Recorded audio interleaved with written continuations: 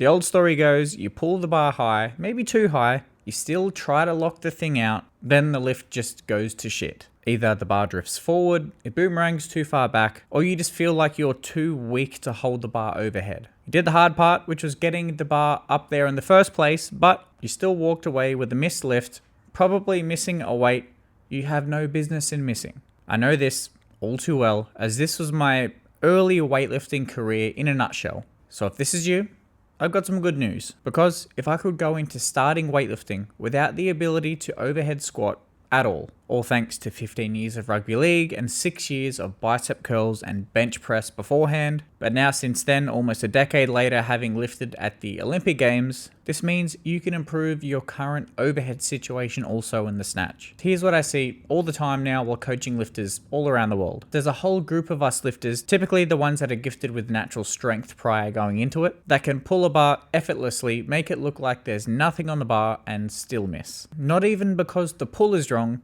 but because they have no intent or confidence in the third pull and the catch. Here's why this happens to strong lifters specifically. When you're strong with lighter weights relative to your strength level, you can get away with murder. You can overpull the bar, overuse the arms, send the bar way up high, catch it with soft arms, and then slowly ride the bar down into somewhat of a catch position, which works at lighter weights, but eventually you are going to miss weights you have no business in missing relative to your strength level at some point. Because once the weight gets heavy, the bar's not going to go as high, and you actually need to have an active third pull and start to naturally catch lower and lower into the bottom of the catch.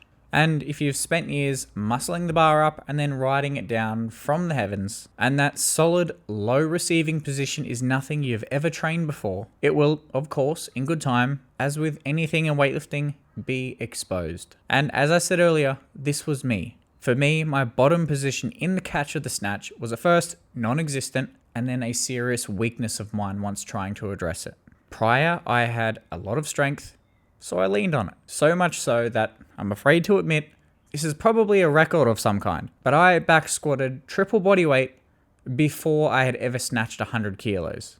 Albeit, it was a week apart, but nonetheless, those two milestones should never be in sync with each other at any timeline. So through this, and having a decade pass since then, coaching hundreds of lifters all around the world in the process, I'm going to go through, using experience, the real reason why your snatch lacks overhead and exactly how to fix it. Starting with reason 1, which is more technical than anything, you have no active third pull. And to preface, the third pull is the moment in the lift beyond extension where you pull under and receive the bar in the catch. And this is a big one. When you're receiving the bar in the catch, you need to be pulling yourself under and then punching up to the bar for a solid lockout position. Beyond extension, if you're just there passively in the pull through, in any Olympic lift, be it the snatch, the clean, or the jerk, there is no time whatsoever at all where you can turn passive. In some degree, you always need to be acting upon the bar.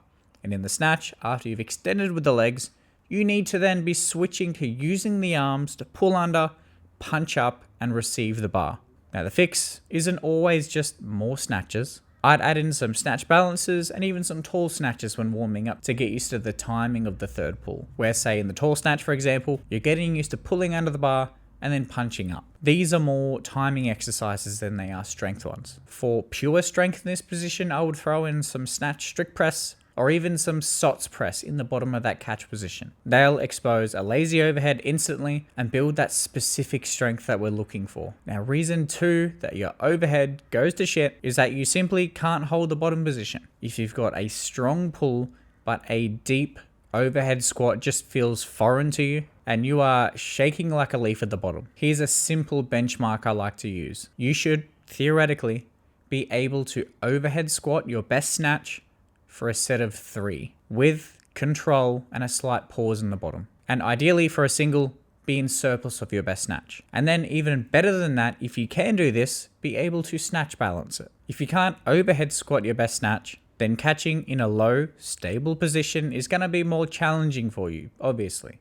Or even at lighter weights that you theoretically are capable of, you're just not going to have the confidence. And in weightlifting, having the confidence is half the battle, which is why adding in exercises like this is definitely helpful, even if not for the strength, but for the confidence alone. Consider adding in some overhead squats for sets of up to 3 reps, as long as the wrist can tolerate it. And if you feel like you're severely lacking strength here, I would start earlier in the sequence as a regression. I would start with some snatch strict press, then progress into snatch push press, then overhead squats to a range which is comfortable, and then over time lowering that range to full depth. Then, as I mentioned earlier, eventually snatch balances. Once you gain confidence in these, then adding in some snatch with a 3-second catch and hold in the bottom. Essentially just some more time under tension, getting used to catching and holding for a prolonged period of time in that position, right at that point where you may be losing lifts. And the next reason is if your mobility is genuinely blocking this overhead position at full range. And I will caveat this hard because a lot of people use the mobility excuse early on as the reason for why this isn't working for them.